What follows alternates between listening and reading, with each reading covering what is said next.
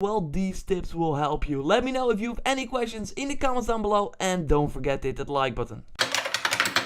First off, you need to pick your favorite character, one that suits your playstyle. Oh, you did that already? But did you already watch the basic and advanced tips video in the game as well?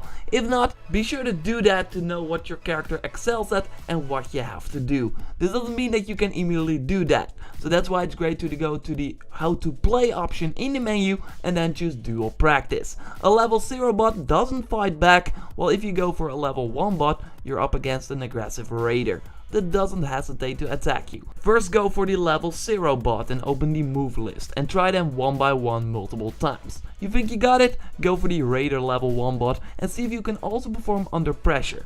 You will die a lot, but it doesn't matter because you will know how to fight back. Interesting about For Honor is that it's as much as knowing your own character as it is knowing the enemy heroes. So that's why it's a great idea to at least watch all the videos for the other heroes so you know what you're up against. In a duel, it's really about a 1v1 battle, so understanding what the opponent can do is super important. For example, a Kensei, a character that really depends on a top heavy combo with an unbreakable one at the end. If you know this, you know when to step away and counter him. If you die a lot versus one opponent, why not try to play him yourself in the duel practice or other practice modes. This way you can better understand the range, so where the weapon will hit, its combos, so you know when to counter him. If you understand all the heroes, you also know when to look out for the environment, especially maps where people can throw you off are super dangerous against a raider, a warlord or a conqueror, for example. On the other hand, if you are a raider, a warlord or a conqueror, look for these opportunities. Why not let these characters come towards you in a corner of the map where they can't kick you off the level. This way you don't have to worry about the edges and can just focus on the 1v1 fight.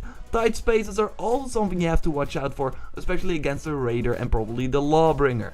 Characters with a huge weapon that can easily hit you when you are in a corner, so you don't want to create that situation. For the duel itself, it's really important to read the enemy. Is this an aggressive or a defensive player? You can easily find that out in the first round, and in my experience their playstyle doesn't change after that. So if you know that this warlord, for example, is super aggressive, you know that you have to counter him and not go aggressive as well. Parry or dodge his attack and follow up with a counter attack. He might have killed you the first round, but now you know his tactics, so you can counter him, and that really stuns the enemy that simply doesn't know what to do in result. But also the little things help, for example the Orochi player that tend to fall back a lot and then charge. If you can predict when they will do this, you can dodge away and follow up with a counter attack. This tip is really about reading the behavior of your enemy and understanding what you can do about it.